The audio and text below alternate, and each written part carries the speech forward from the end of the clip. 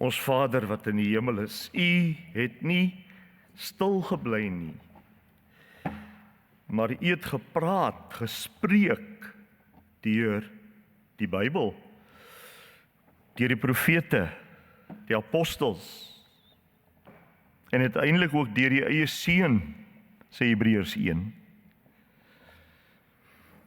En ons kom nie vanmôre, Here, om net te hoor nie, maar die gewilligheid om gehoorsaam te wees. Breek ons af waar ons hart is, bou ons op waar ons leeg is. En laat die woord nie net op ons ore val nie, maar in ons, soos Hebreërs 4 sê, ons gewrigte en murg insny. Is moontlik as God dit doen. Laat ons nie die prediking gebruik ook om ander te meet nie, maar om die stem in ons eie lewe te hoor. Gee ons die genade om te ontvang wat U gee. Nie wat ons wil hê nie. Spreek daarom, Here. Laat ons tog nie dieselfde bly nie. Deur die genade van die Here alleen is dit moontlik. Amen. Ons lees verder by Eksodus 17 vanmôre.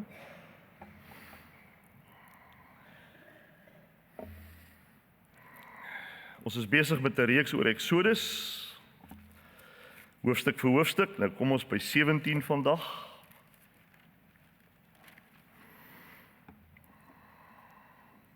Die water uit die rots.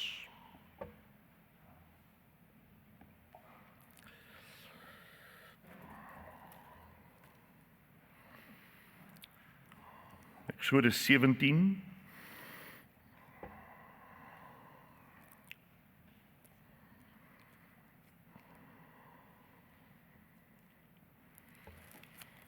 Ons lees daar by vers 1. Nadat die hele volk Israel uit die Sin-woestyn vertrek het hulle op bevel van die Here van plek tot plek gegaan totdat hulle by Refidim kamp opgeslaan het. Maar daar was nie water vir die volk om te drink nie. Toe het die volk met Moses rusie gemaak en gesê, gee jy vir ons water om te drink? En Moses antwoord, waarom maak julle rusie met my en waarom stel julle die geduld van die Here op die proef? Maar die volk was dors en hulle het vir Moses verwyd. Waarom het jy ons uit Egipte laat optrek om ons en ons kinders en ons vee van dors te laat omkom? Daarna het Moses tot die Here geroep, wat moet ek met hierdie volk aanvang? Net nou gooi hulle my met klippe dood. Toe sê die Here vir Moses, loop voor die volk verby en neem van die leiers van Israel saam, vat ook die kierie, die staf waarmee jy op die Nyl se water geslaan het en stap vooruit. Ek sal daar reg voor jou op die rots by Horeb staan. Dan moet jy teen die rots slaan en daar sal water uitloop vir die volk om te drink. Moses het dit toe gedoen voor die oë van die leiers van Israel en hy het die plek Massa en Meriba genoem, omdat die Israeliete daar met Moses rusie gemaak het, en ook omdat hulle die geduld van die Here op die proef gestel het, toe hulle gesê het, is die Here by ons of nie? Toe die Amalekiete by Refidim teen Israel kom veg het Moses vir Joshua gesê, kies vir ons manskappe en gaan veg môre teen die Amalekiete. Dan sal ek op die top van die heuwel gaan staan met die kierie wat God my gegee het in my hand. Joshua het toe gedoen wat Moses vir hom gesê het. En hy teen die Amalekiete gaan veg. Moses, Aaron en Hur het tot op die top van die heuwel uitgeklim. Solang Moses sy hand opgehou het, was Israel die sterkste, maar wanneer sy hand gesak het, die Amalekiete. Maar Moses se arms het begin moeg word en hulle het toe 'n klip gevat en dit agter hom neergesit sodat hy daarop kon gaan sit. En Aaron en Hur het sy arms van weerskante af ondersteun sodat sy arms regop gebly het tot sononder toe. Joshua het die Amalekiete heeltemal verslaan. Daarna het die Here vir Moses gesê, skryf hierdie woorde op in 'n boek as 'n blywende herinnering en lees dit vir Joshua voor. Ek wil die Amalekiete heeltemal van die aarde af verdelg. Moses het 'n altaar gebou en dit genoem, die Here gee my die oorwinning. Verder het Moses gesê, dit is die gedenkteken vir die oorwinning wat die Here gee. Die Here voer oorlog teen Amalek van geslag tot geslag.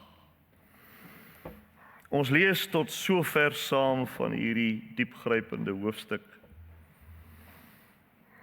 Ongelukkig het ons net 'n kort tydjie tot ons beskikking om daaruit na te dink.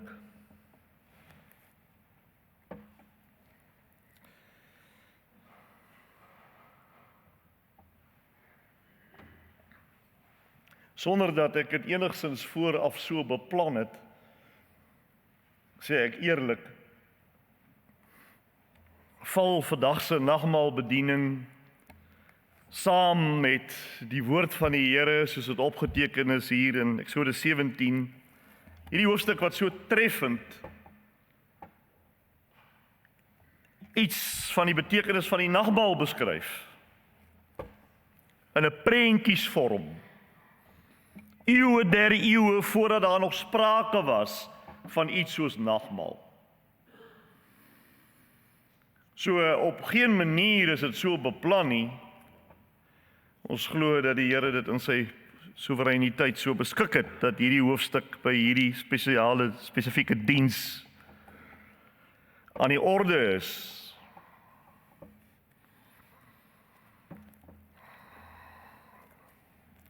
Hierdie hoofstuk is nie maar net 'n historiese verslag. Dit lyk so, dit is dit ook. Dit is 'n historiese verslag van Israel se liggaamlike dors in die woestyn, maar dis nie net 'n historiese verslag nie. Dit is ook 'n heenwysing, bitterlik baie eeue vooruit, na die Here Jesus Christus. Net soos die hele Ou Testament na hom wys. Na sy opstanding verskyn die Here Jesus aan die Emmausgangers in Lukas 24 vers 27 en dan sê die Bybel en hy het vir hulle die hele skrif uitgelê soos wat dit op hom betrekking het. Bedoelende die Ou Testament.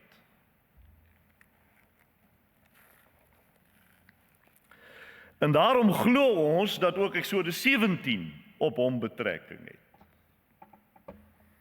In prentjiesvorm. Eksodus 17 kan mens sê is 'n klein stukkie binne in die groot legkaart van God se verlossingsplan, God se heilsgeskiedenis. Dit is 'n klein stukkie van die legkaart wat uiteindelik sou uitloop eeue later op Golgotha en op die sakrament van die nagmaal. En ek wil hê dat met die baie kort tyd tot ons beskikking, dat ons net na die hoofmomente van hierdie hoofstuk stukkie vir stukkie kyk en sien hoe alles pas. Daar's baie inligting en ons het min tyd, so wat ek gaan doen is, ek gaan dit aframmel. En die wat glo ek in die gemeente weet jy al hoe om by te bly. In die eerste plek, en daar's baie punte, gaan nie sê hoeveel nie, maar hier is die eerste. God lei sy volk selfs deur droogtes.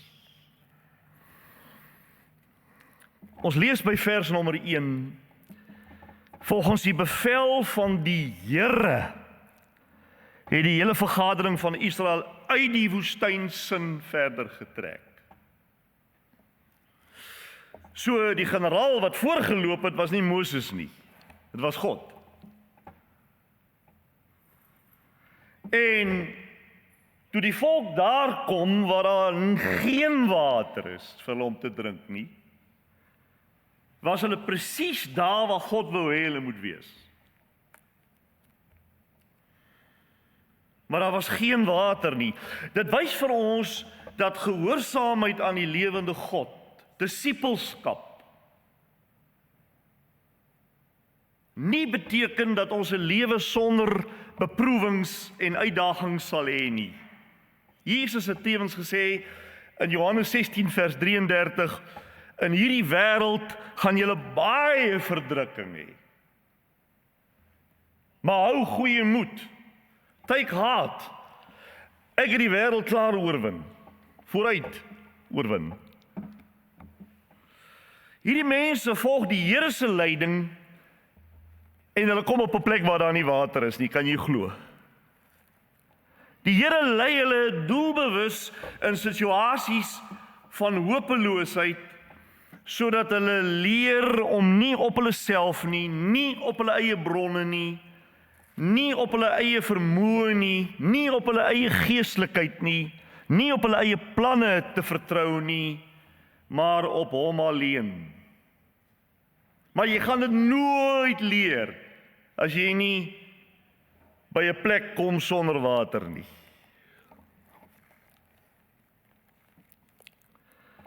Dis nie dinge wat 'n mens leer uit 'n boek nie. Jy leer dit nie eers deur Bybelstudie nie. Jy leer dit in die praktyk.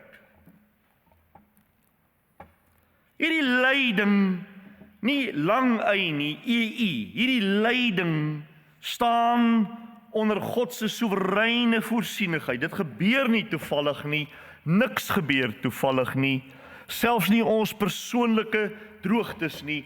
Ons persoonlike droogtes is ook in sy Vaderhand. So die eerste punt is, God lei sy volk selfs deur droogtes. Nou, tweedens, en ek volg net die hoofstuk, nie noodwendig om elke keer te sê by watter vers nie, maar ek gaan net sistematies deur die hoofstuk werk. In die tweede plek sien ons die sondige reaksie van die mens hierop. Want in plaas daarvan om in geloofsrus en geloofssekerheid en geloofsvertroue te bid, twis hulle met Moses en murmureer hulle teen God. En in vers 7 vra hulle selfs, is die Here in ons midde of nie? Sê jy vir ons, Moses, jy met jou groot mond, is hy ooit in ons midde of nie? Dit laat 'n mens dink aan Johannes die Doper se vraag uit die tronk, nie waar nie? Waar Herodes hom opgesluit het net omdat hy aan God gehoorsaam is en hy 'n boodskapper na Jesus stuur om te sê, is u die Messias? Terwyl hy self die Here Jesus as die Messias aangekondig het. Is u die Messias of moet ons iemand anders verwag? Dis soos die slang in Eva se oor gefluister het. Is dit so dat God gesê het? Ons sien hier die diepe verlorenheid en die diepe verdorwenheid van die menslike hart, soos wat Paulus dit ook in Romeine 3 vir ons uitspel, dat selfs nadat God hulle so wonderbaarlik uit Egipte verlos het, en vir hulle die manna voorsien het elke oggend, en kwartels vir vleis, twyfel hulle ernstig aan sy goedheid, nou dat daar nie water is nie. Hulle twyfel selfs aan sy teenwoordigheid. Maar hierdie vraag, is God werklik met ons, is eintlik 'n vraag wat deur die hele geskiedenis van die mensdom loop. Sedert die sondeval in Genesis hoofstuk 3. Dis die mensdom se vraag tot in 2026. Dis ook 'n vraag wat elke ware gelowige in tye van aanvegting en beproewing ernstig kan ervaar. Selfs op sonskyndae kom daai vraag by jou. Maar in Christus Jesus het God daai vraag finaal geantwoord. Want in hom is God Immanuel, sê Matteus 1:23, dit beteken God met ons. Romeine 8:31 tot 32 word dit uitgespel. En die nagmaal, liewe vriende, verseker ons elke keer weer, God het sy bloedgewaste, verloste en bevryde kinders nie verlaat nie, maar sy seun vir hulle oorgegee. Daarom is sy teenwoordigheid gewaarborg, al het jy nie water nie.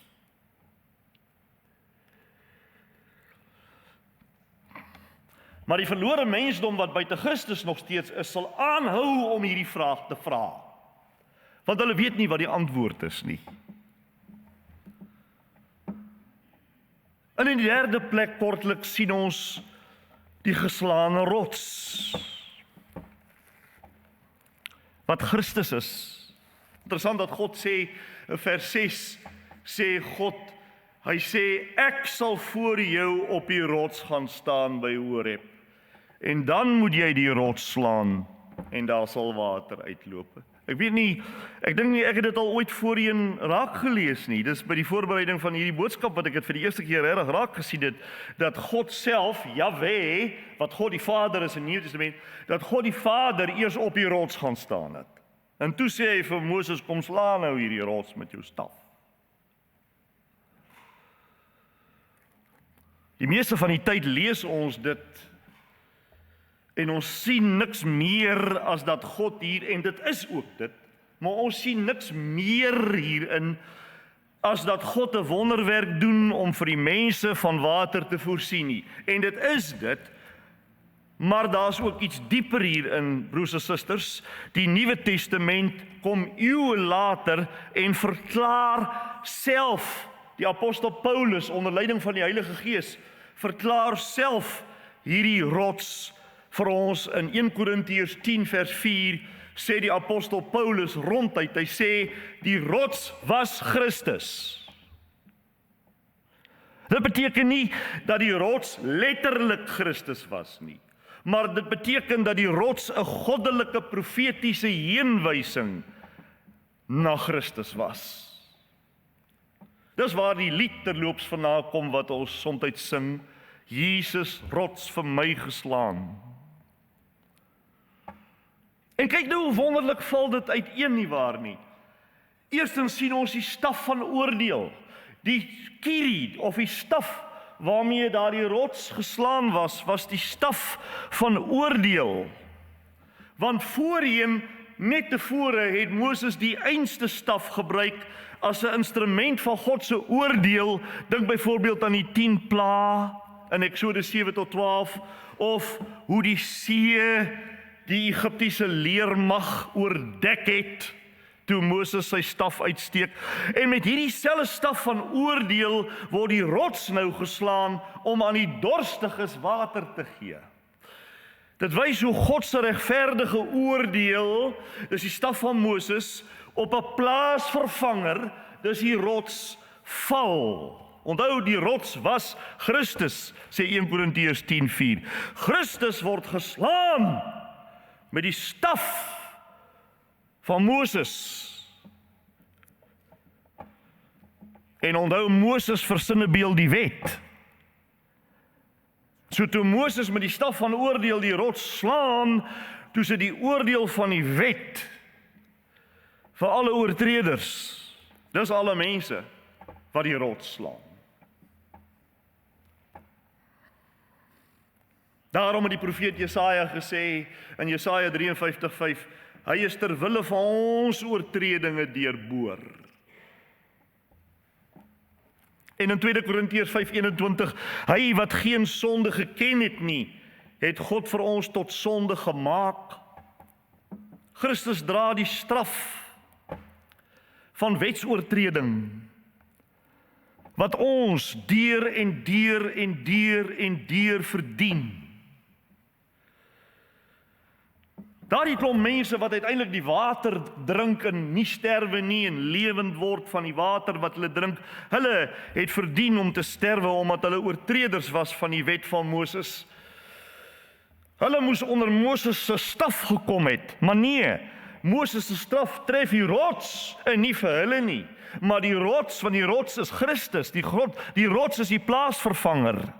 Hy word getref deur die oordeel van die wet, wat die dood is. Wat 'n aangrypende evangelie. En dis in 'n prentjiesvorm. Sien jy wat ek altyd bedoel as ek sê die Ou Testament is 'n prentjiesvorm, 'n prentjiesbeeld van die Nuwe Testament? Daarom noem ons dit plaasvervangende versoening. Plaasvervanging beteken iemand anders het dit gedra, nie jy nie. Wat dit moes dra nie. Plaasvervanging. En kyk, God self staan op die rots toe Moses die rots tref met die staf. Dat die Here self, dis God die Vader, dat hy op die rots staan, wys vir ons dat God self in Christus die oordeel dra. God self dra in Christus sy eie oordeel. En God versoen almal in die hele wêreld wat ooit tot geloof sou kom met homself op hierdie manier.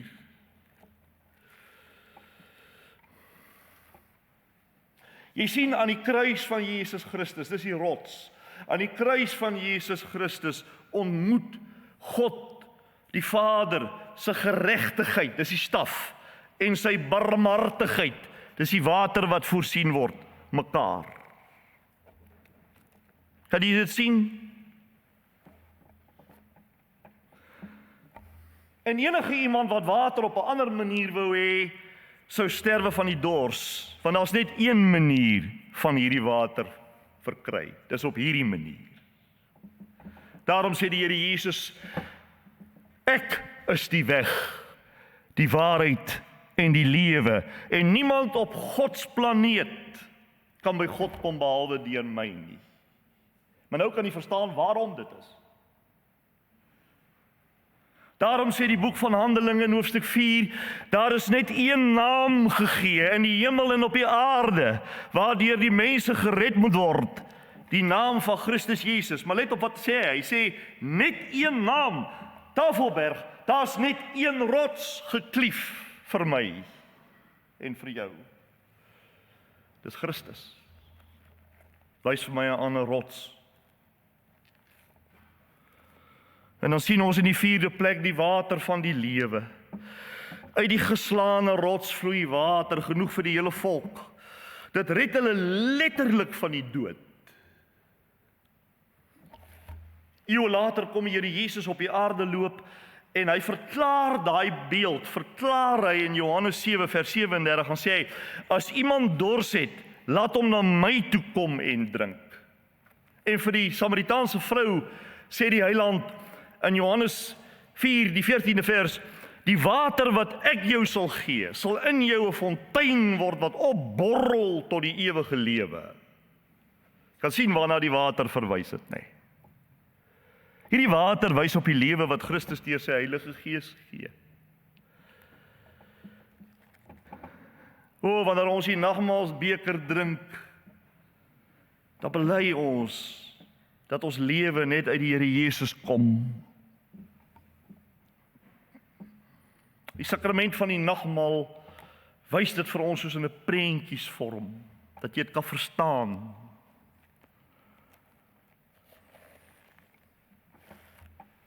En dan in die 5de plek sien ons ook die volle Christelike lewe van regverdigmaking en heiligmaking. Eers word die volk verkoop en dan onmiddellik volg die stryd. Dit weerspieël die orde van die heil. Regverdigmaking deur die geloof alleen word versinnebeeld deur die drink van die water, die eenmalige afgehandelde drink van die water uit die rots. Die heiligmaking deur die Gees, wat 'n proses is, wys op die voortgaande stryd. Ons stry nie om die dors geles te kry nie, ons stry omdat die dors by die rots geles is, en nou kom die vyand en die vyand kom bestry ons posisie en betwis dit. Nou kom die stryd. Dis die Amalekiete hier sien. Maar die nagmaal verseker ons van beide. Die nagmaal verseker ons van die vergifnis, van die regverdigmaking, en die nagmaal verseker ons ook van die vernuwing, die heiligmaking. Beide is gawes van God. Beide is vrug van die almagtige werking van die Heilige Gees. So in die 6de plek is dit dan Amalek en die geestelike stryd. Vanaf vers 8 lees ons van Amalek se aanval. Amalek natuurlik verteenwoordig, sê Deuteronomium 25 vir ons, Amalek verteenwoordig die destydse vyandige magte wat God se volk wou vernietig het op hulle tog deur die woestyn. In die lig van die Nuwe Testament wys Amalek vir ons op die stryd teen sonde en wêreld en Satan. Maar jy kan sien die deurlopende beginsel is, gelowiges word dikwels juis na geestelike seën word hulle aangeval. Petrus sê in 1 Petrus 5 vers 8 sê Petrus, kyk, julle vyand die Satan loop rond soos 'n brullende leeu en hy soek wie kan hy verslind. Dis Amalek. Maar daar is in die 7de plek die voorspraak van Christus vir ons. Moses staan met opgehewe hande, staan hy op die berg. En solank sy hande bo is Israel aan die wenkant. Dit wys vir ons na Christus se voortdurende voorspraak as ons ewige hoëpriester.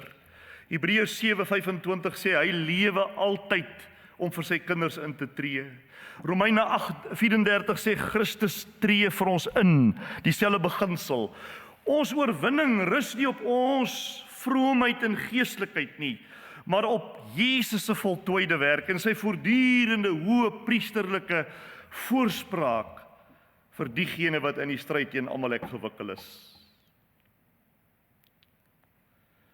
Maar daarin speel die gemeente of die kinders van die Here ook 'n rol in die 8ste plek, want Aaron en Hur ondersteun Moses.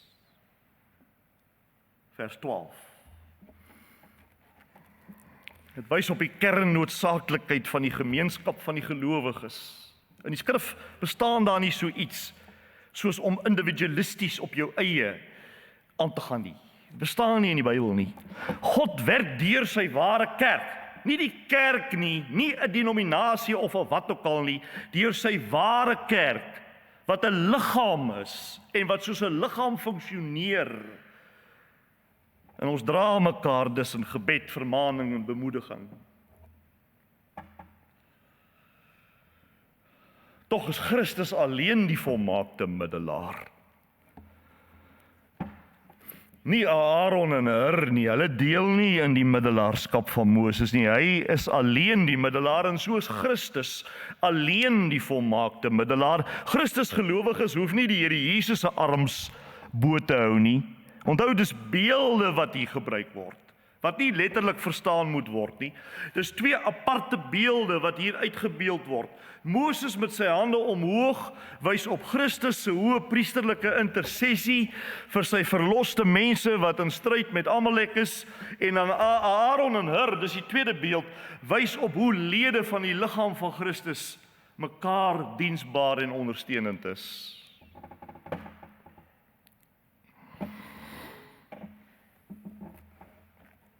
En dan in die 9de plek, Yahweh Nissi, sê die Hebreërs, vers 15, die Here is my banier, of vaandel. Christus is ons vaandel. Onder hom vergader die kerk. Ook wanneer hulle die tekens van die nagmaal uit sy hand ontvang, is hulle onder sy vaandel. Die nagmaal, broer en suster, is streng gesproke nie die sakrament van 'n bepaalde kerk nie. of 'n bepaalde gemeente nie. Dit kom heel eerste uit die hand van Christus self. En wanneer ons die tekens ontvang ons dit onder sy vaandel. Daar in Hooglied staan daar so mooi, in Hooglied 2 vers 4, dan staan daar, sy banier oor my was die liefde. Die nagmaal is 'n verbondsmaaltyd waar ons die Here se trou so duidelik sien. Nie ons trou nie, syne. Hy is die vaandel. Hy is die banier.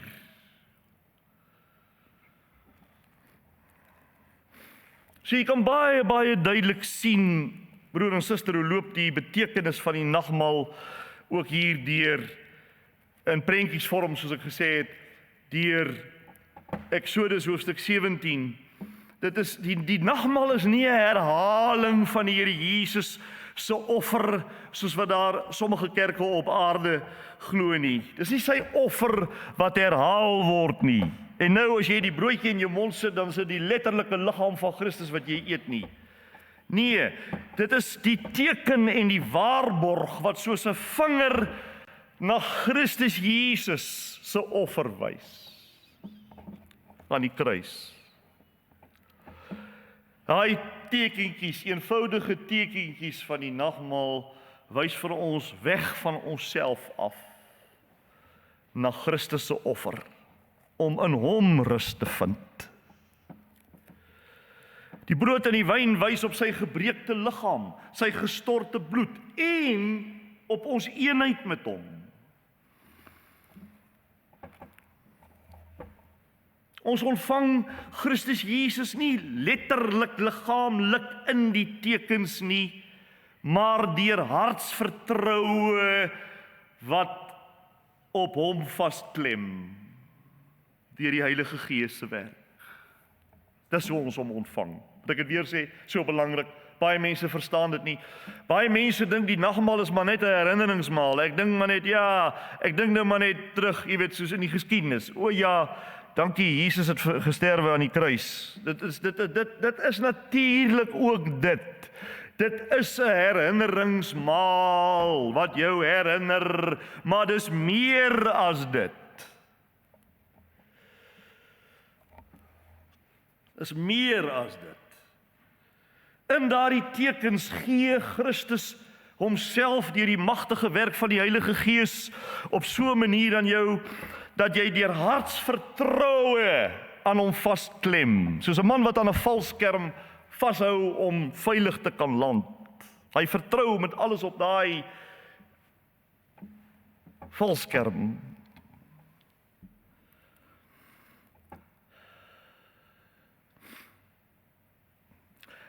En ek weet nie of jy geweet het nie.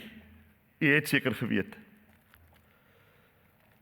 dat die water uit die rots hier in Exodus 17 maak weer sy verskyning waar.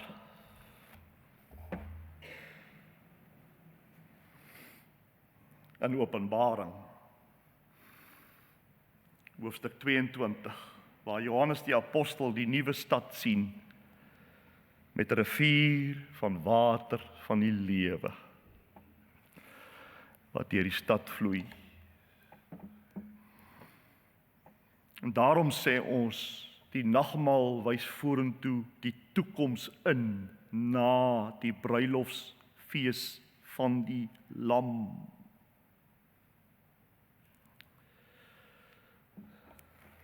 Dit is ook 'n toekomstige iets.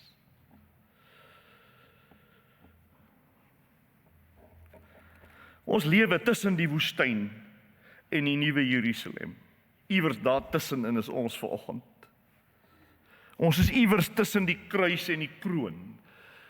En op die pad ondersteun die Here ons met die sakramente. Is dit nie sielsaangrypend nie? Sielsaangrypend.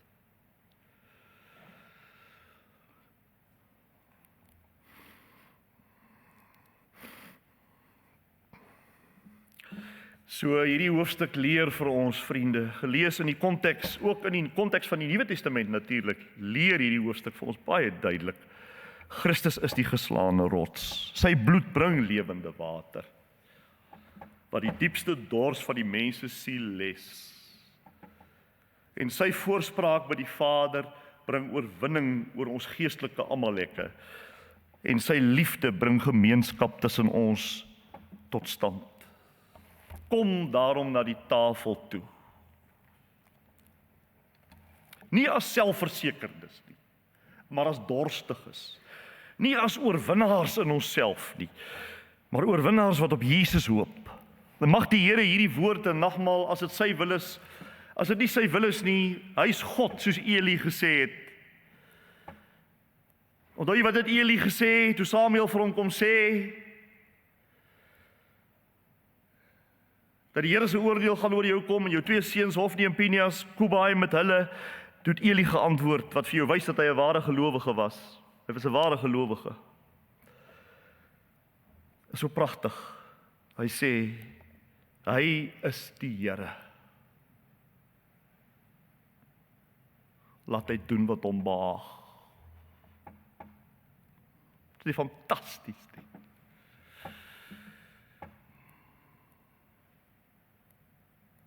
Hy is die Here.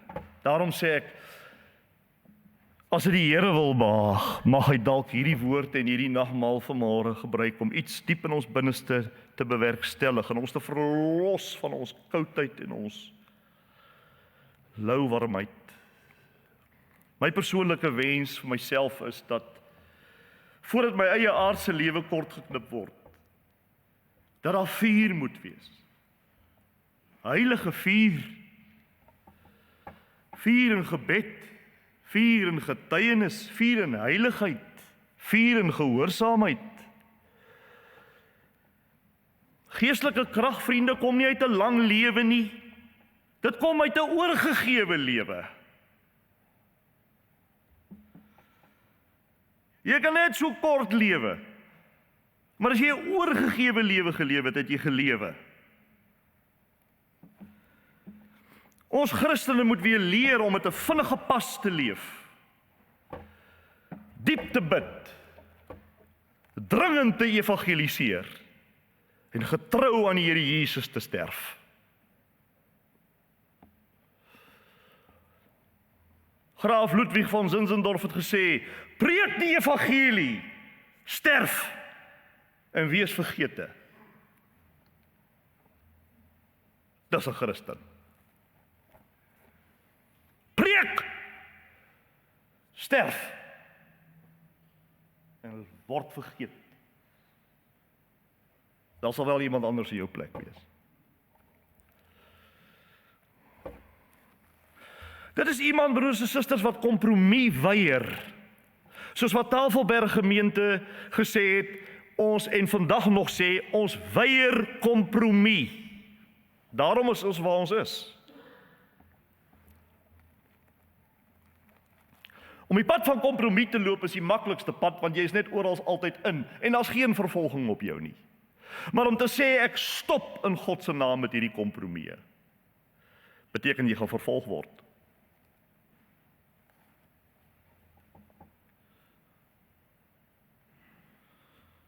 Maar mense wat aan die Here getrou is iemand wat kompromie weier, wat leef vermaak vir my, wat sy of haar tyd bewaak, wat elke uur benut. Iemand wat glo die lewe is te kort om te vermors op dinge wat die ewigheid nie waardig is nie. Iemand wie se roetine deur gebed bepaal word, wie se denke deur die Bybel gevorm word, en wie se karakter deur 'n heilige lewe geken word. Dis iemand wat geestelike koudheid en louheid meer vrees as vervolging en swaar kry. Wat vorm godsdiens meer vrees as armoede. Wat sonde meer vrees as lyding. Iemand wat die evangelie deel. Wat ure bid. Wat baie siele wakker maak. Wat God sonder kompromie eer. Dan maak dit nie saak hoe lank jy lewe nie. Dan maak dit nie saak of jy baie of geen rykdom het nie. En of jy eiendom of status nalaat nie. Want jy laat iets ewig na. 'n brandende getuienis. Toe John Wesley gesterf het, het hy presies 6 pond op sy naam gehad.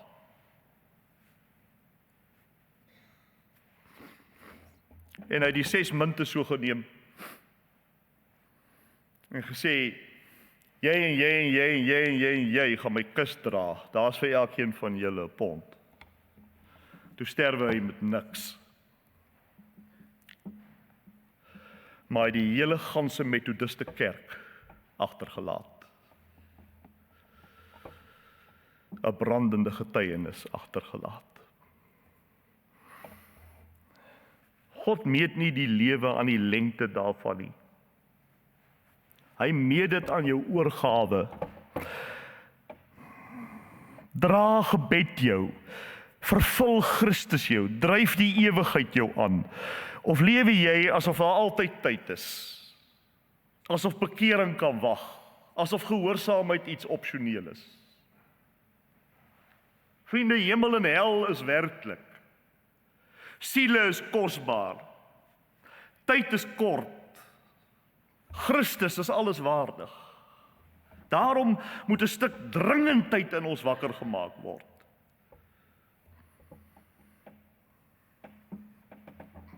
Mens kan maar net bid en hoop dat die Here hierdie woord en hierdie sakrament sal wil gebruik om ons te bedien binne in ons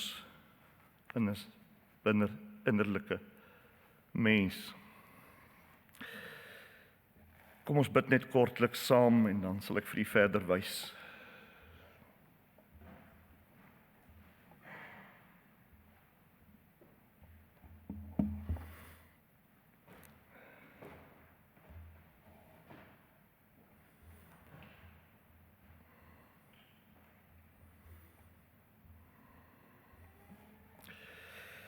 Vader, U is die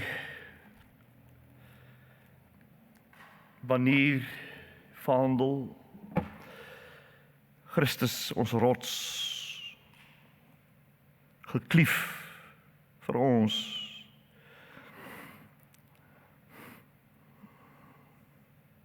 Here, U voorsien ook in die woestyn die persoonlike woestyne, ja. U is getrou van geslag tot geslag. U hand is nie te kort om te red nie. Dankie vir ons voorspraak by die Vader, Jesus.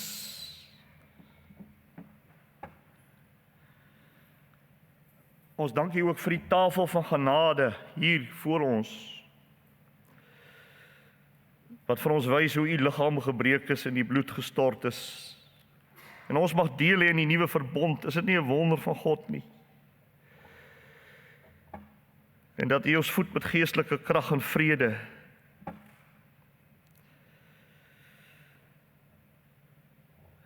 Here, ons bid, verander tog ons binneste. Maak ons tog anders. En laat die nagmaal, Here, nie vir ons net 'n herinnering wees, ja, 2000 jaar gelede het Jesus gesterwe nie, wel, maar 'n lewende getuienis van die verlossing nou, waar U teenwoordig is by ons. Ons eer U, ons redder en koning. Amen. Ons gaan